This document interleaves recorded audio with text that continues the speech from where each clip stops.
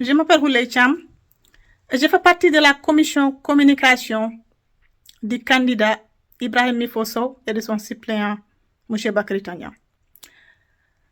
Je viens par la présente de faire une réplique méritée au ministre M. Sid Ahmed Ould Ahmed. M. Sid Ahmed Ould Ahmed qui nous dit qu'il est là en mission, mais quand on regarde de près ce qu'il est en train de faire, on voit carrément qu'il est là en mission pour le parti INSAF, qu'il est là en campagne pour le parti INSAF. Cela ne regarde pas. Nous sommes tous en campagne et que le meilleur gagne. Par contre, ce qui nous importe, ce sont les propos dangereux, extrêmement dangereux du ministre de l'Habitat, par rapport auxquels il faut impérativement répondre. Monsieur le ministre de l'Habitat s'est tenu à Cincinnati. Il est venu dans un centre d'enrôlement, dans une mosquée, et il a parlé des histoires de l'immigration dont les gens font ici. Il a dit, OK, mes frères et sœurs, mes compatriotes, quand vous venez aux États-Unis, nous savons que ce pays est dur.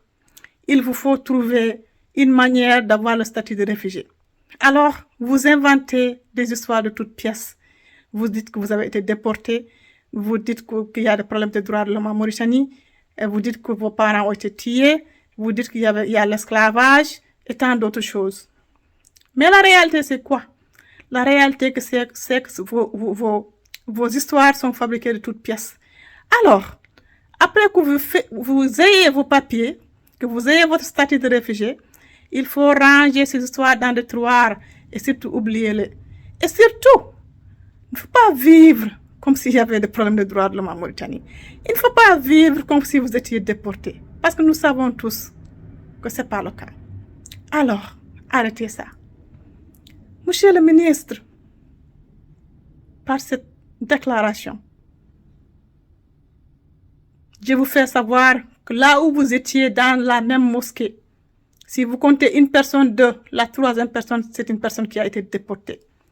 Ces histoires dont vous parlez, dont vous pensez que c'est des mensonges, c'est des histoires de familles entières qui ont payé de leur peau.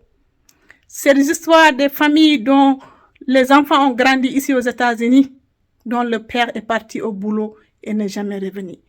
C'est des histoires des enfants qui ont été traumatisés par un papa qui a été emprisonné dans la prison Mouroua de la manière la plus transparente. Parce que vous pensez que nier, c'est la solution.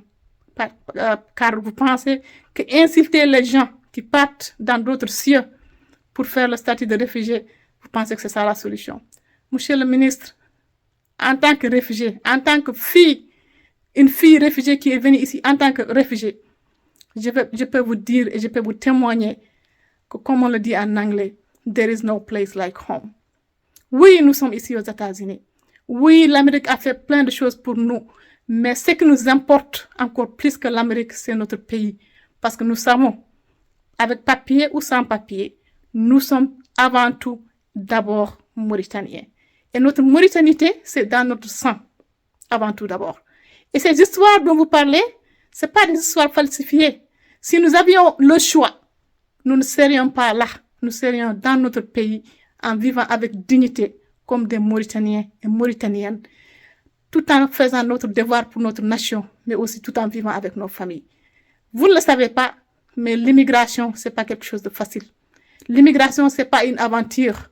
L'immigration, ce n'est pas quelque chose que les gens le font parce que juste ils veulent aller en vacances comme vous le faites. Vous venez ici pour quelques mois et vous rentrez. Il y a des gens qui sont condamnés à rester ici parce qu'au fond d'eux, ils n'ont pas de pays.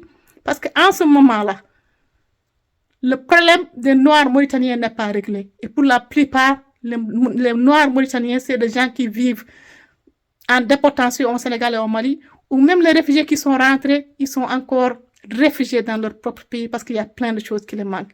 Il y a des Mauritaniens qui sont là-bas, dans le fin village, à côté de Célibabi, qui n'ont toujours pas pu faire leur enrôlement et qui ont des problèmes pour s'enrôler jusqu'à présent, ou bien pour voyager de village en village. Ici même, il y a des familles entières qui poursuivent leur dossier.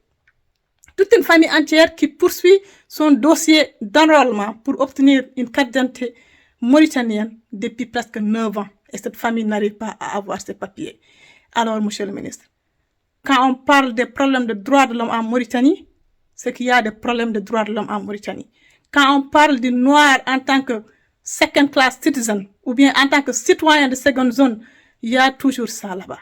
Et quand les gens parlent de l'esclavage, même si tout le monde n'est pas esclave, il y a toujours de l'esclavage dans notre pays. Et c'est ça la réalité. Enfin, oser pointer ce qui se passe dans notre pays du doigt pour pouvoir enfin, en tant que nation, résoudre cet épineux problème pour que nous puissions vivre en dignité dans notre pays. À bon entendeur, salut.